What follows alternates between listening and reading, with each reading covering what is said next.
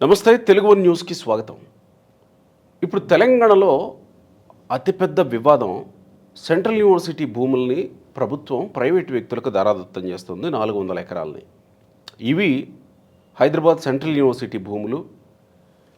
ఇవి వారికి దారాదత్తం చేస్తే వేలం వేస్తే కాంక్రీట్ జంగిల్లాగా మారిపోతుంది. కనీసం ఊపిరి పీల్చుకోవటానికి కూడా అవకాశం ఉండదు అనేది ప్రతిపక్షాల వాదన.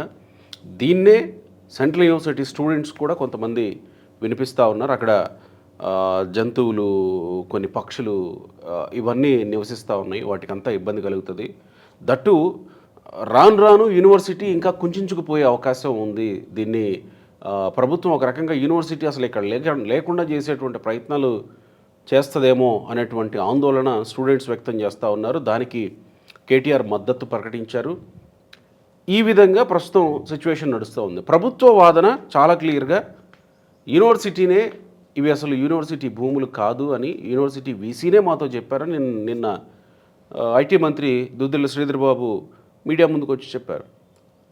మొన్న రేవంత్ రెడ్డి అసెంబ్లీలో మాట్లాడింది, తర్వాత నిన్న డిప్యూటీ సీఎం బట్టి విక్రమార్క మాట్లాడారు. వీళ్ళంతా మాట్లాడుతూ వస్తూ ఉన్నారు. కానీ ఈ వివాదం రోజు రోజుకి మరింత తీవ్రం అవుతుంది. అసలు ఈ భూములు ఎవరివి? ఎందుకు ప్రభుత్వం వేలం వేయాలనుకుంటుంది? గతంలో 2003లో చంద్రబాబు నాయుడు ఒక సంస్థకి ఇచ్చినప్పుడు 2006లో వాటిని మళ్ళీ రద్దు చేశారు. ఈ తతంగం అంతా ఈ భూముల్లో నడుస్తూ ఉంది. 2006లో అంటే రాజశేఖర రెడ్డి గవర్నమెంట్లో ఈ తతంగం అంతా నడుస్తున్నప్పుడు అప్పుడు యూనివర్సిటీ ఎందుకు ముందుకు రాలేదు? ఇవి యూనివర్సిటీ భూములు ఇవ్వడానికి లేదు అని. ఇప్పుడు ఎందుకు వస్తుంది? అవి అసలు ఎవరి భూములు? ఎందుకు యూనివర్సిటీ నుంచి ఇలాంటి ఆందోళన వ్యక్తమవుతుంది కొంతమందిలో? ప్రతిపక్షాలు ఎందుకు దీన్ని ఓన్ చేసుకొని బయోడైవర్సిటీని కాపాడమని అడుగుతున్నారు? ఈ వాదనలో పస ఉందా? ప్రభుత్వమే తప్పు చేస్తుందా? లేకపోతే ప్రముఖ రాజకీయ పరిశీలకులు సుంకర వెంకటేశ్వరరావు గారు ఉన్నారు. నమస్కారం సుబ్రా గారు. అసలు ఇది ఎవరి భూములు? మీ పరిశీలన ఏంటి దీని మీద? ఇది 100% ప్రభుత్వ భూమి, రాష్ట్ర ప్రభుత్వ భూమి కిందకి అది వస్తుంది. అది మామూలుగా సెంట్రల్ యూనివర్సిటీ 1975లో అక్కడ స్థాపించినప్పుడు దాదాపు 2500 ఎకరం ఎంతో ప్రభుత్వం హైదరాబాద్ సెంట్రల్ యూనివర్సిటీకి కేటాయించింది. అప్పుడు ల్యాండ్ బ్యాంక్ విపరీతంగా ఉంది. తెలంగాణ ప్రభుత్వం 54 నిజాం ఇది మెర్జ్ అయిన అవునా, చుట్టుపక్కలంతా 100 ఎకరాల్లో కేటాయించారు రకరకాల సంస్థలకి. దాని వెనకాల అటువైపు వెళ్తే ఇప్పుడు హైదరాబాద్లో భారతదేశంలో ఎక్కడా లేనటువంటి గొప్ప ఇదేంటంటే తెలంగాణ రాష్ట్రానికి గొప్ప వరం ఏంటంటే ల్యాండ్ బ్యాంకు. అది నిజాం రాష్ట్రం, నిజాం ప్రభుత్వం, అదే అప్పుడు పాత నిజాం ఎస్టేట్ అబాలిషన్ అయిపోయిన తర్వాత భారత ప్రభుత్వం హ్యాండ్ ఓవర్ పటేల్ గారు మిలిటరీ యాక్షన్తో తీసుకున్న తర్వాత ఆ భూములన్నీ ప్రభుత్వ పరం అయిపోయినాయి. ఆ టైంలో పటేల్ పట్వారీలు చాలామంది గ్రామాల్లో రికార్డులన్నీ తారుమారు చేసేసి రికార్డులు ట్యాంపర్లు చేసి ఎవరి పేర్లతో వాళ్ళు రాసేసుకున్నారు చాలా చోట్ల. అట్లా చాలా కేసులు ట్రిబ్యునల్స్ వాటిలో కేసులు పడి అట్లా అపరిష్కృతంగా చాలా ఉన్నాయి. తర్వాత ల్యాండ్ గ్రాబింగ్ కోర్టులని ఎన్టీ రామారావు గారు వచ్చిన తర్వాత పెట్టడం ఇవన్నీ జరుగుతూ వచ్చినాయి. ఆ టైంలో హైదరాబాద్ని పారిశ్రామికంగా అభివృద్ధి చేయాలని ఉద్దేశంతో ఇందిరాగాంధీ గారు ప్రధానమంత్రి ఉన్నప్పుడు మెదక్లో కంటెస్ట్ చేసినప్పుడు అప్పుడు పారిశ్రామిక విధానం ద్వారా ఇక్కడ ఏం చేశారంటే ఇండస్ట్రియల్ డెవలప్మెంట్ ఏరియాలని పెట్టేసి హైదరాబాద్ చుట్టుపక్కల ఈసీఎల్, బీహెచ్ఏల్, హెచ్ఎంటి, ఐడిపిఎల్, ఇక్రిసాటు ఇటువంటి సంస్థలన్నిటికీ వేలాది ఎకరాలు భూములు ఇచ్చారు. ఎందుకంటే అవైలబిలిటీ ఉంది కాబట్టి. తెలంగాణ కూడా వెనకబడతానంలో ఉంది, అభివృద్ధి చెందుతుందనే ఉద్దేశంతో ఇచ్చారు. ఆ సందర్భంలో అట్లా ఉస్మానియా యూనివర్సిటీ కూడా వేలాది ఎకరాలు, దాదాపు 2-3 ఎకరం ఎంత ఉందంటారు, నాకు తెలియదు. చాలా పెద్ద ఎక్స్టెంట్. అది కూడా చాలా కబ్జాలకు గురైంది. కబ్జాలకు గురైపోయి కాలనీలు కట్టేసి అది చాలా ఇదైపోయింది. ఆ టైంలో ఇక్కడ సెంట్రల్ యూనివర్సిటీ పెట్టాలని తెలంగాణ ములికి ఆ టైం గొడవ అయినప్పుడు ఇక్కడ ఇందిరాగాంధీ గారు ప్రతిపాదన చేశారు. ఇక్కడ సెంట్రల్ యూనివర్సిటీ ఒకటి పెట్టాలని, హైదరాబాద్లో పెట్టాలన్నప్పుడు అక్కడ గచ్చిబౌలిలో ఆ ల్యాండ్ అంతా కూడా ప్రభుత్వానికి సంబంధించింది. అప్పుడు యూనివర్సిటీకి కేటాయించినట్టు. ఆ యూనివర్సిటీలో చాలా వరకు అంత భూములు ఆట స్థలాలు కాదు, బిల్డింగులు గట్ల ఏమీ కట్టలు ఉంది కాబట్టి దానికి కేటాయించారు. తర్వాత క్రమంలో ఏమైందంటే ఆ భూములంతా చాలా కబ్జాలకు గురవటం, నిరుపయోగంగా ఉండటం మూలాన అక్కడ అభివృద్ధి దిశగా నగరం పెరుగుతూ ఉన్న దీంట్లో క్రమంలో ఇప్పుడు నాకు తెలిసి జిఎంసీ బాలయోగి స్టేడియం కూడా దాంట్లో పార్ట్ అయి ఉండాలి అనుకుంటున్నాను నేను. అట్లా కొంత అయినప్పుడు ఏమైందంటే కొంత భూమిని ఆ టైంలో స్పోర్ట్స్ డెవలప్ చేయాలని 2002, 2003 ఆ ప్రాంతంలో చంద్రబాబు గారు ఏషియన్ గేమ్స్ని ఇక్కడ కండక్ట్ చేస్తామనే ఉద్దేశంతో భవిష్యత్తులో ఒలింపిక్ కూడా మనం భారతదేశం ముందుకెళ్ళేటట్టయితే ఇక్కడ ఇన్ఫ్రాస్ట్రక్చర్ డెవలప్ చేయాలి, యూత్లో కూడా స్పోర్ట్స్ని డెవలప్ చేసి అంతర్జాతీయ క్రీడాకారులను తయారు చేద్దామనే ఆలోచనతో అప్పుడు జిఎంసీ బాలయోగి స్టేడియం కట్టడం, ఇక్కడ కోట్ల విజయభాస్కర్ రెడ్డి ఇండోర్ స్టేడియంలు ఇవన్నీ కట్టడం చేశారు ఏషియన్ గేమ్స్ ఇది చేసినప్పుడు. ఆ టైంలో ఎవరో ఒక అతను బిల్లీరావు అని అంటారు, అహోబలరావు బిల్లీరావు ఏదో ఉంది పేరు మొత్తానికి. ఒక అతను ఐఎంజీ అకాడమీస్ భారత అనే పేరు ద్వారా వచ్చి నేను ఇంటర్నేషనల్ స్టాండర్డ్ స్టేడియంలన్నీ కట్టి పిల్లల్లో స్పోర్ట్స్ని డెవలప్ చేస్తానని ప్రపోజల్తో వచ్చాడు. వచ్చినప్పుడు ఆ కంపెనీకి ఇక్కడ 400 ఎకరంలోనూ మామిడిపల్లి మన శంషాబాద్ ఎయిర్పోర్ట్ దగ్గర దరిదాపుగా అక్కడ ఎంతో కానీ ల్యాండ్ బ్యాంక్ అలాట్ చేసి ఈ హైదరాబాద్ను ఒక స్పోర్ట్స్ హబ్ లాగా, భారతదేశంలో ఒక స్పోర్ట్స్ హబ్ లాగా చేయాలనే ఉద్దేశంతో ఆయన అప్పుడు ల్యాండ్ అలాట్ చేశారు. ఇక్కడ యూనివర్సిటీ ల్యాండ్సేనా, యూనివర్సిటీని ఆనుకుని ఉన్న ల్యాండ్స్? అదే ల్యాండ్ 400 ఎకరాలు. ఇప్పుడు ఏదైతే వీళ్ళు అంటున్నారో అదే 400 ఎకరాలు. మరి అప్పుడు అభ్యంతరం చెప్పలేదా యూనివర్సిటీ? అప్పుడేం చెప్పలేదు. నాకు తెలిసి ఏంటంటే నాకున్న సమాచారం ప్రత్యామ్నాయంగా 400 ఎకరాలు యూనివర్సిటీ ప్రభుత్వానికి ఇచ్చినప్పుడు దానికి ప్రత్యామ్నాయంగా గోపానపల్లి ఏదో ఊర్లో 2 సర్వే నెంబర్లో 200 ఎకరం పైగా యూనివర్సిటీకి ఆనుకుని ఉండేది మళ్ళీ బదిలీ జరిగింది. ఓకే ఓకే, మార్పిడి జరిగింది. ఈ 400 ఎకరాలని యూనివర్సిటీ అంగీకారంతో ప్రభుత్వానికి హ్యాండ్ ఓవర్ చేసేసింది. డాక్యుమెంటేషన్ కూడా అయిపోయింది. తర్వాత 2004లో రాజశేఖర రెడ్డి ముఖ్యమంత్రి అయిన తర్వాత ఈ బిల్లీరావుని బెదిరించాడు. మొత్తం ఆ ల్యాండ్లో నాకు సగం వాటా కావాలను, మొత్తం కావాలని ఏదో మొత్తానికి బెదిరించి ఇది చేసి 2004 నుంచి 2006 వరకు నడిచింది. నాకు మొత్తం అంతా ల్యాండ్ అంతా నా కొడుకు పేరున ట్రాన్స్ఫర్ చేయాల్సిందేనని చెప్పి అప్పుడు చాలా ఇదైంది. బహుశా జనం మర్చిపోయి ఉండొచ్చు కానీ గతంలోకి వెళ్తే ఆ పేపర్లు ఇస్తే అన్నీ బయటకు వస్తాయి. అదేమంటే చంద్రబాబు నాయుడుకి కూడా అంటగట్టారు, బిల్లీరావు అంటే చంద్రబాబు నాయుడు బెనామీ అని ఇదని రకరకాలుగా చేసి అతను ఇబ్బంది పెట్టి చేస్తే అతను వంగినట్టు లేడు. అతను ఐ థింక్ మరి ఎన్ఆర్ఐ ఎవరో కన్స్ట్రక్షన్ ఏం మొదలు పెట్టలేదు. అది రద్దు చేసింది. 2006లో రద్దు చేస్తే అతను దాన్ని ఛాలెంజ్ చేసి న్యాయస్థానంకి వెళ్ళాడు. న్యాయస్థానంలో పోరాటం జరిగి మొన్న పరిష్కారమే అది ప్రభుత్వంకే చెందుతుంది ఆ భూమి. అది కొట్టేశారు. ఐఎంజీ భారత అలాట్మెంట్ని సుప్రీంకోర్టు కూడా కొట్టేసి పూర్తిగా రద్దు అయిపోయింది. ఆ భూమి ప్రభుత్వందే కదా, బదిలీ అయిన తర్వాత ప్రభుత్వం ఏమైనా చేయొచ్చు కదా. యూనివర్సిటీలో పార్ట్ అది, దానికి ఫెన్సింగ్ అది ఏమీ లేదు, ప్రత్యేకంగా ఫెన్సింగ్ అంటూ ఏమీ లేదు. నిర్ణయించలేదా అనేది నిర్ణయించారు. సర్వే నెంబర్లు అన్నీ కూడా ఆ రోజే ఒక డాక్యుమెంటేషన్ అయినప్పుడు ప్రభుత్వపరంగా అయినప్పుడు ప్రతిదానికి ఇది ఉంటుంది, సరిహద్దులు ఉంటుంది కదా, సర్వే నెంబర్ సరిహద్దులు ఉంటాయి కదా, టోంచ్ మ్యాప్ అని కూడా తయారు చేస్తారు. అది పిల్లలకు తెలియకుండా ఏంటంటే వీళ్ళు ఒక ట్రాప్లో పడిపోయారు. దీని వెనక పెద్ద పెద్ద తిమింగళాలన్నీ కాసుకూర్చున్నాయి. మన ముఖ్యమంత్రి గారు గుంటనక్కలు అన్న దాంట్లో అర్థం అదే. వీళ్ళు ఏం చేశారంటే ఈ కల్వకుంట్ల కుటుంబం మాటల మాంత్రికులు కాబట్టి ఎక్కడైనా మసిపూసి మారేడికాయ చేయటం సిద్ధహస్తులు కాబట్టి ఆ కుటుంబం గుంటనక్కలు అంటే విద్యార్థుల్ని ముఖ్యమంత్రి రేవంత్ రెడ్డి అన్నారు అని చెప్పి వక్రీకరించి వాళ్ళని రెచ్చగొట్టే ప్రయత్నం చేశారు. అసలు అది కాదు. గుంటనక్కలు అంటే కల్వకుంట్ల కుటుంబానికి చెందిన కొంతమంది రియల్ ఎస్టేట్ షార్క్స్ అంటాం కదా, సిటీ చుట్టుపక్కల 4 వైపులా వందలాది ఎకరాలు ఆక్రమించేసి రియల్ ఎస్టేట్ వ్యాపారాలతో వేలాది ఎకరాలు కబ్జాలు చేసి ఇది చేసిన కొన్ని కంపెనీల పేరుతో ఉన్న బెనామీ కంపెనీలు ఆ 400 ఎకరాలని కొట్టేయాలనేది ప్లాన్లో ఉన్నారు ఎప్పటి నుంచో. అసలు ఒరిజినల్గా అది 2004 కంటే ముందే సుప్రీంకోర్టు తీర్పు వచ్చేస్తే అప్పుడే అయిపోయేది అలాట్మెంట్. బహుశా టీఆర్ఎస్ రూలింగ్లో ఉండగానే కనుక సుప్రీంకోర్టు తీర్పు వచ్చేసి ఉండుంటే అది వేరే వాళ్ళకి అప్పుడే అలాట్మెంట్ జరిగిపోయేది, వాళ్ళ అస్మదీయుల కంపెనీలకి. ఇది 2023 కంటే ముందు కనుక అయ్యి ఉంటాయి. అది అనివార్య కారణాలతో అది పెండింగ్ పడతా వచ్చింది. ఇప్పుడు మన తీర్పు వచ్చిన తర్వాత ఏం చేశారంటే రాష్ట్ర ప్రభుత్వానికి కూడా వాళ్ళ అభివృద్ధి దిశగా ముందుకెళ్తాంది, నిధులు కూడా కావాలి. ఆ భూమిని హ్యాండ్ ఓవర్ చేసుకుని అక్కడ ఐటీ పార్క్ ఒకటి డెవలప్ చేసి దాన్ని పబ్లిక్ ఆక్షన్లో పెడితే డబ్బులు వస్తాయి, ప్రజలకు కూడా పథకాలు ప్రకటించారు కాబట్టి అవన్నీ చేయాలని ఆలోచన ఉండుండొచ్చు. ఆ దిశలో ఏం చేశారంటే ఆ భూమిని సర్వే చేసుకుని దాన్ని హ్యాండ్ ఓవర్ చేసుకోవాలనే ప్రయత్నం జరుగుతూ అంటే ఇప్పుడు ఈ గుంట నక్కలో గోతికాడ నక్కలో అనేది ఇప్పుడు మనం టీఆర్ఎస్ పార్టీని అనాలి. కాసు కూర్చుని దాన్ని అల్లరి చేయడానికి ప్రయత్నం చేసి యూనివర్సిటీలో కొంతమంది పిల్లల్ని రెచ్చగొట్టి వాళ్ళని గుప్పెట్లో పెట్టుకుని రకరకాల మభ్యపెట్టి వాళ్ళని రోడ్ల మీద తీసుకొచ్చారు టీఆర్ఎస్ వాళ్ళు. అంటే ఇక్కడ యూనివర్సిటీలో పిల్లలకేంటి సంబంధం అనే ఒక వాదన కూడా ఉంది. అదే నేను చెప్తాను. మీరు చదువుకోవడానికి వచ్చారు. ఎస్, నా వాదన అదే. ఇప్పుడు మీరు వచ్చినప్పుడు మీకు సరైన ఫుడ్ పెట్టలేదు హాస్టల్లో, మీకు ఫ్యాకల్టీ సరిగ్గా లేదు, మిమ్మల్ని ఏమైనా తక్కువ చూపు చూసి మిమ్మల్ని ఏమైనా అక్కడ నిరాదరణకు గురి చేసి మీ మీద ఒక వివక్షత చూపించడం ఇటువంటివి ఏమన్నా ఉంటే మీరు పోరాడవచ్చు. లేకపోతే మీ యూనివర్సిటీ మొత్తాన్ని ఎక్కడి నుంచి తీసేస్తున్నారు, దాన్ని మొత్తం ఆక్షన్ పెట్టేసేసి ఏదైనా చేసి మిమ్మల్ని ఊరు బయటికి పంపిస్తున్నారంటే మీరు రోడ్డు ఎక్కవచ్చు. అసలు మీకు మీరెవరు మాట్లాడటానికి? మీ విద్యా విషయంలో మీరు మాట్లాడండి.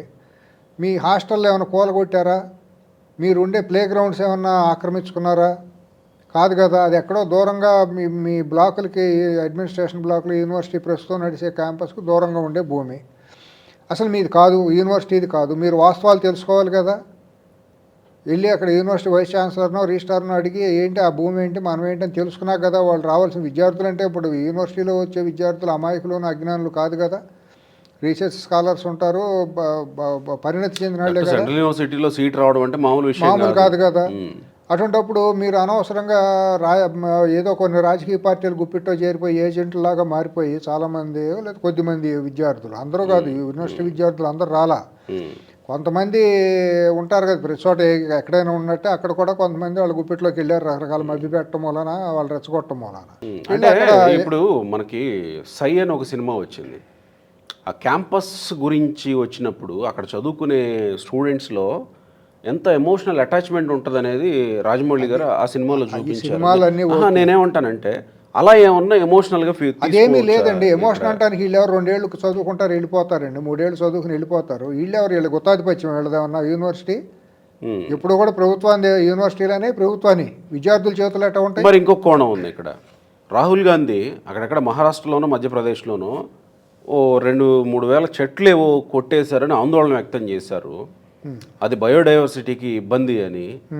మరి ఇక్కడ 400 ఎకరాల్లో విస్తరించి ఉన్న అటవీ ప్రాంతం అంటే గోపి గారు ఇక్కడ అటవీ ప్రాంతం లాంటి దీంట్లో చెట్లు, పక్షులు, జంతువులు ఇవన్నీ ఉంటే దీన్ని నాశనం చేయటం కరెక్టా? మరి దీని మీద ఎందుకు రాహుల్ గాంధీ స్పందించరు? దీని మీద స్టూడెంట్స్ ఆందోళన. మీరు పిల్లల్లాగా ఆవేశపడిపోతున్నారేంటి?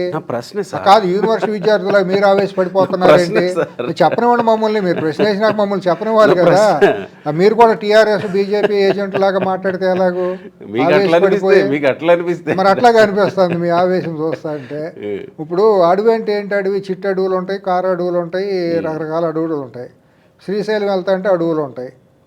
ఇప్పుడు అట్లాగే అటవీ భూమి అని మీరు కూడా మీ ప్రాంతంలో, నాకు తెలియదు మీరు పుట్టి పేరు నల్లమల వేరును గ్రామాల దగ్గర అటవీ భూమి అని చిట్టు అడవులు ఉంటాయి కదా, అది అటవీ భూమి అంటాం. అటవీ భూమిలోకి అది కూడా యాక్ట్ మామూలుగా అటవీ యాక్ట్ కింద ఉంటాయి. కానీ అది అడవి అని పేరు కానీ అక్కడ చెట్లు పుట్టలే ఉండవు, చిన్న చిన్న బుషెస్ ఉంటాయి. అంటే కారడవి కాదు, జామాయిలు ఉంటాయి.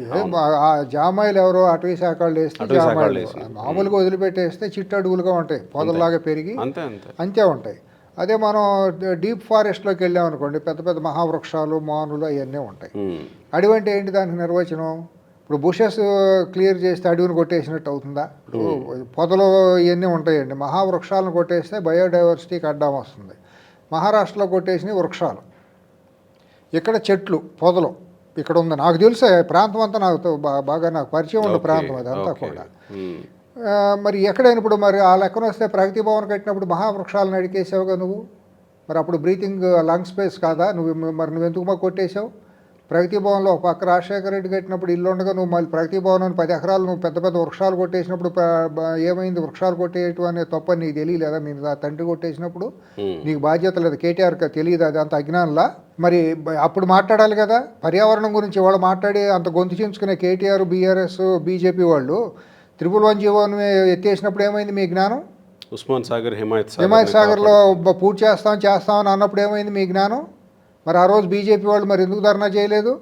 ఇవాళ వెళ్ళి యూనివర్సిటీల దగ్గరికి పిల్లల్ని రెచ్చగొట్టే బీజేపీ వాళ్ళు ఆ రోజు ప్రగతి భవన్లో చెట్లు కొట్టేస్తా అంటే మీరు ఎందుకు అడ్డుకోలేదు? హిమాయత్ సాగర్ గండిపేట చెరువుల్ని పర్యావరణం దెబ్బకొట్టే విధంగా 111 జీవో ఎత్తేస్తా అంటే పర్యావరణాన్ని నాశనం చేసే విధంగా బీఆర్ఎస్ పార్టీ వాళ్ళ ఏజెంట్లకు వేలాది ఎకరాలు ఇక్కడ 100 ఎకరాలు, అక్కడ వేల ఎకరాలు కదా, 5-6 వేల ఎకరాలు అన్యాక్రాంతం అయిందని బయట అనుకునే మాట ఒక కుటుంబం చేతిలోకి వెళ్ళింది అని. మరి అప్పుడు మరి బీజేపీ ఎందుకు మాట్లాడకుండా ఊరుకుంది? ద్వంద్వ ప్రమాణం ఏంటి? బీజేపీ ద్వంద్వ ప్రమాణాలు ఏంటి? మరి అక్కడ అటవీ భూములు లేవా? అటువంటి అటవీ భూమే, లేకపోతే అటువంటి జంగిల్ లాంటిది ఇప్పుడు 400 ఎకరాల్లో కూడా ఉంటాయి. దాంట్లో మామూలుగా ఎప్పుడైనా ఖాళీగా ఉన్న ప్రదేశంలో నెమళ్ళు, జింకలు లాంటివి ఉంటాయి. దాంట్లో ఎక్కడి నుంచి తీసుకొచ్చారో 2 రోజుల నుంచి నేను చూస్తాంటే గోపి గారు, వీళ్ళు సోషల్ మీడియాని మిస్యూజ్ చేయడంలో చాలా సిద్ధహస్తులు, బాగా రాటు తేలిపోయారు బీఆర్ఎస్ వాళ్ళు. బీజేపీ వాళ్ళు సరే వాళ్ళు వాట్సాప్ యూనివర్సిటీనే ఉంది కదా ఢిల్లీలో పెట్టుకుని వాళ్ళు దేశాన్ని సర్వనాశనం చేసేస్తున్నారు, మిస్లీడ్ చేసేస్తున్నారు. అదే పద్ధతిలో వీళ్ళకి కూడా ఏం తేడా లేదు. వైసీపీ, బీజేపీ, బీఆర్ఎస్ 3 ఒకటే భావజాలం కలిగిన పార్టీలు.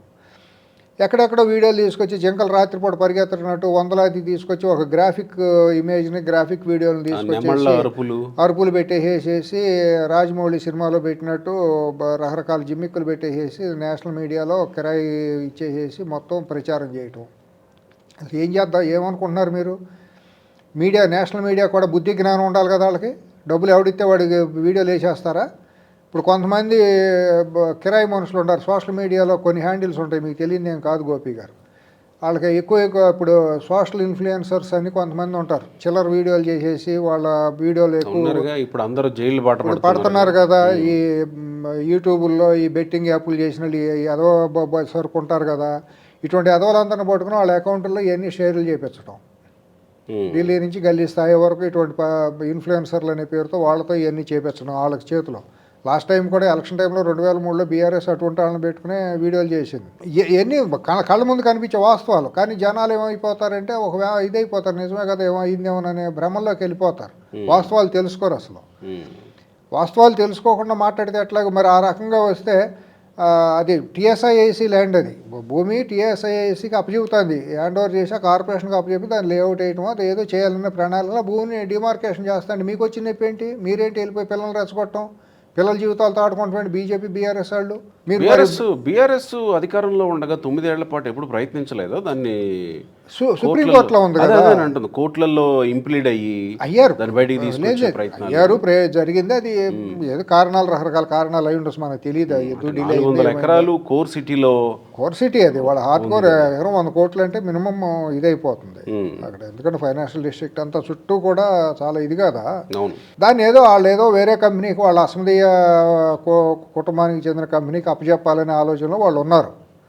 ఇప్పుడు వీళ్ళు చేసింది, ఇప్పుడు సామెత ఎట్ట ఉందండి గోపి గారు, మేము చేస్తే సంసారం, ఎదటాలు చేస్తే వ్యభిచారం అన్నట్టు ఉంటుంది బీజేపీ, బీఆర్ఎస్ వాళ్ళు చేస్తున్న ద్వంద్వ ప్రమాణాలు. మరి ఆ రోజు నువ్వు ఊరు బయట విగ్రహం పెట్టి, రామానుజుల విగ్రహం పెట్టి చేసింది రియల్ ఎస్టేట్ వ్యాపారం కదా, దాంట్లో ఆధ్యాత్మికత కనపడింది మీలో. దానికి బీజేపీకి ఏముంది సంబంధం? మరి మోడీ గారు ఎట్ట వచ్చాడు విగ్రహం ఆవిష్కరణకి? ఆ పక్కన ఉన్న భూములన్నీ ఎవరై 3-4 వేల ఎకరాలు దేశానికి, ప్రపంచానికి తెలియందా? మీడియా సంస్థది కదా భూమి అంతా అక్కడ. మరి అక్కడ అడవులు, చెట్లు, రైతులు లేరా? అక్కడ పర్యావరణం, బయోడైవర్సిటీ దెబ్బతింది. అక్కడ రియల్ ఎస్టేట్ వెంచర్లు అయితే biodiversity, what is the meaning of biodiversity? చెరువులు ఆక్రమించేసి 10 ఏళ్లలో బీఆర్ఎస్ ప్రభుత్వంలో వందలాది చెరువులు ఆక్రమించేసి విపరీతమైన ఒక్కొక్కడు 100 గజాల్లో 10 అంతస్తులు ఇల్లు కట్టేటట్టు పర్మిషన్లు ఇచ్చినప్పుడు బయోడైవర్సిటీ దెబ్బతినలేదా? హైదరాబాద్లో పర్యావరణం దెబ్బతినలేదా? మరి ఇక్కడ ఫార్మా కంపెనీలు, మీకు సంబంధించిన ఫార్మా కంపెనీలు మీకు ముడుపులు చెల్లిస్తే వాళ్ళు ఎఫ్లుయెంట్స్ అన్నీ తీసుకొచ్చి నగరంలో చెరువుల్లో నింపినప్పుడు బయోడైవర్సిటీను ప్రజల ప్రాణాలు ముప్పు వాటిల్లలేదా? ఇవన్నీ ఆ రోజు ఎక్కడ పడుకున్నారు మీరు? ఇవాళ కాంగ్రెస్ ప్రభుత్వం రాగానే కాంగ్రెస్లో ఏంటంటే కొంతమంది రేవంత్ రెడ్డి గారికి సహకరించని కొన్ని శక్తులు ఉన్నాయి, అది బహిరంగ రహస్యమే. వాళ్ళు కూడా కాంగ్రెస్ పార్టీలో కొంతమంది ఇతర పార్టీలు గుప్పిట్ట ఉండి నడిచేవాళ్ళు, బీఆర్ఎస్ పార్టీ గుప్పిట్ట ఉండి నడిచేవాళ్ళు, బీఆర్ఎస్ పార్టీకి ఏజెంట్లు ఉండేవాళ్ళు కూడా ఉన్నారు. అది అందరికీ తెలిసిన నగ్న సత్యమే. ఈ అనైక్యతను దాన్ని చేసి రేవంత్ రెడ్డిని బలహీనపరచాలి, అల్లరి చేయాలనే ఉద్దేశంతో వీళ్ళందరూ చేస్తున్న నాటకం అనేది కళ్ళ ముందు కనపడుతుంది. విద్యార్థులను అడ్డా పెట్టి రెచ్చగొట్టి చేయాలనేది. వీళ్ళ ఉడతోపులకు ప్రభుత్వాలు భయపడిపోతాయా? రేవంత్ రెడ్డి భయపడిపోతాడా?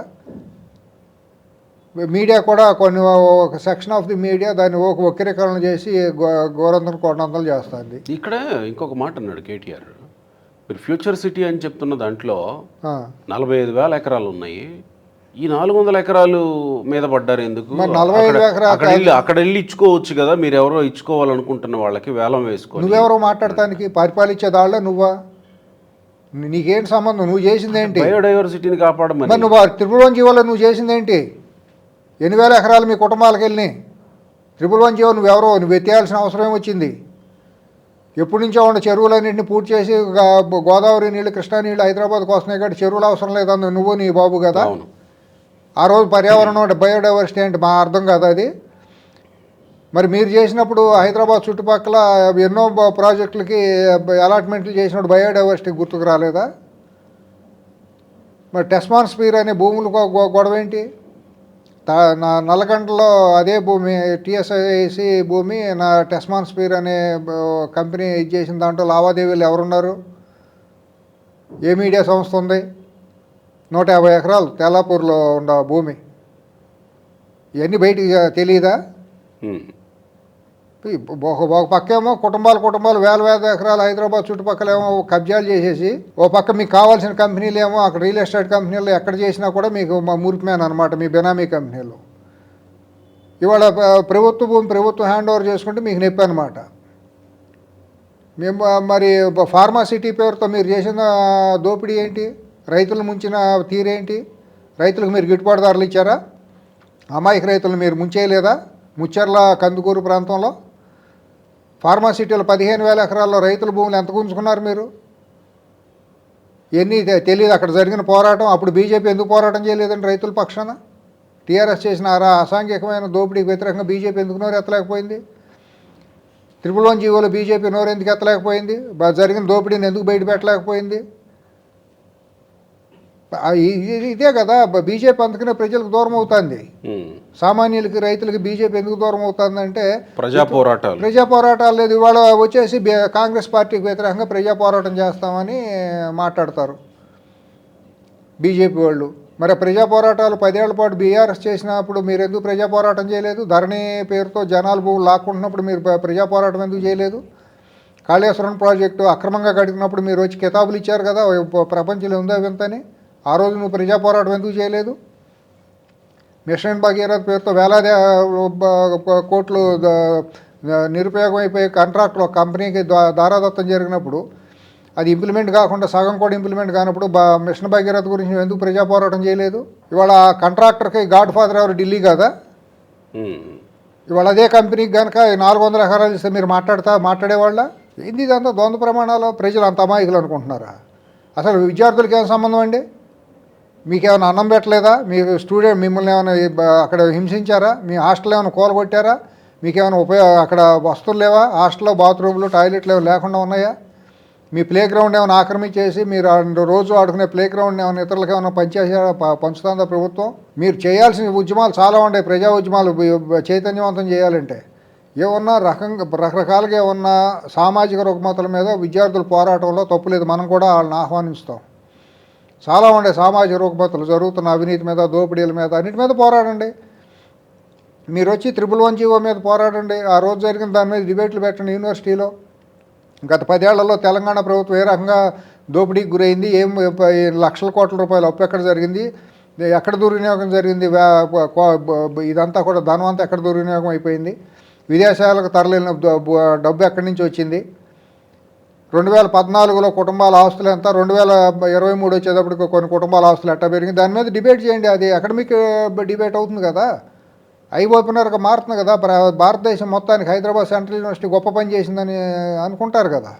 ఎందుకంటే మహామహులు గొప్ప మేధావులు తయారైన యూనివర్సిటీ ప్రాంగణం అది. చాలా స్టాల్ హోల్డర్స్ లాంటి వాళ్ళు దాంట్లో తయారై బయట ప్రపంచంలోకి వెళ్ళినాళ్ళు దేశవ్యాప్తంగా. అంటే రేవంత్ రెడ్డి లేకపోతే కాంగ్రెస్ గవర్నమెంట్ తీసుకునే ప్రతి నిర్ణయం వివాదాస్పదం ఎందుకు అవుతుంది? కావాలనండి ఉద్దేశపూర్వకంగా మీడియా, బలమైన మీడియాలో కొన్ని మీడియా హౌస్లో వాళ్ళు గుప్పిట వివాదాస్పదం. ఇప్పుడు మీరు అన్నారు చూడండి, ఇందాక అడవి భూమి అని అన్నారు. మీకు అవగాహన ఉంది కాబట్టి మీకు తెలిసింది. బయట జనాలకు తెలియదు కదా. అడవి అంటే ఏంటి? అమ్మో అడవి కొట్టేస్తున్నారు, నెమ్మళ్ళు వెళ్ళిపోయినాయి, ఆ ఫోటోలు చూసి అబ్బో జింకలు చూసారా, 100 జింకలు, అయ్యో పాపం అనుకుంటారు. మరి అయ్యో పాపం అనుకుంటే అసలు మనం ఏది వాళ్ళు హైదరాబాద్లో ఉండకూడదు, ఏ నగరాల్లోనూ మనం ఉండకూడదు. నీకేమో హైదరాబాద్లో జూబ్లీహిల్స్లోనూ అక్కడేమో అపార్ట్మెంట్లు కావాలి, ఇల్లు కావాలి, నీ కోతవేటు దూరంలో నీకు అన్ని వస్తువులు ఉండాలి. కానీ నీ కళ్ళ ముందు నెమళ్ళు ఉండాలి, జింకలు ఉండాలి, పచ్చడి చెట్లు ఉండాలి. ఎట్లా సాధ్యం అవుతుంది? నీ ఇంటికి నా కాలినడక దూరంలో నీ ఆఫీసులోనూ పెద్ద పెద్ద విల్లాస్ ఉన్నవేమో న్యూయార్క్ సిటీలో, వాషింగ్టన్, షికాగోలో ఉన్నట్టు నీ చుట్టుపక్కల పెద్ద పెద్ద ఆకాశ హరిమేలు కావాలి. నీ ఇంట్లో చెత్త తీసుకెళ్ళావు, నీ పక్క రోడ్డు మీద వేస్తావు. మనిషి ఏం కామన్ సెన్స్ లేదు. ఇవాళ మాట్లాడే మనుషులు కామన్ సెన్స్ ఉండదు మనం ఏం చేస్తున్నామని. కానీ పెద్ద పెద్ద నీతులు మాట్లాడేస్తాం. వాళ్ళు ఎవడన్నా ఇదిగో ఉసుకో అంటే ఉసుకో, దొన్నిందంటే దోణ కట్టేయమంటాం.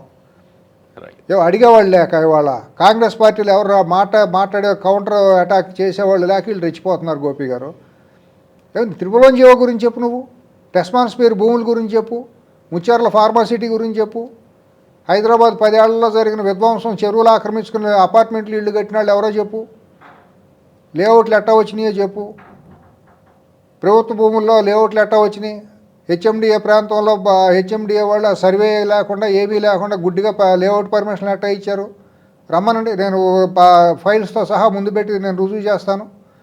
ప్రభుత్వ భూముల్లో హెచ్ఎండిఏ 2014, 2023 మధ్య వందలాది ఎకరాల్లో సర్వే లేకుండా ఇతరులు, ఇప్పుడు మీ భూముల్లో నేను ఇల్లు కట్టేశా, మీ పర్మిషన్ లేదు, మీరు వెళ్ళి హెచ్ఎండిఏకి వెళ్తే మీ సర్వే నెంబర్ లేదు కదా, మీకు కాదు కదా ఇచ్చింది, నేను వేరే వాళ్ళకి ఇచ్చానని చెప్పడం, ఇచ్చిన దాంట్లో మీ దాంట్లో కట్టడం.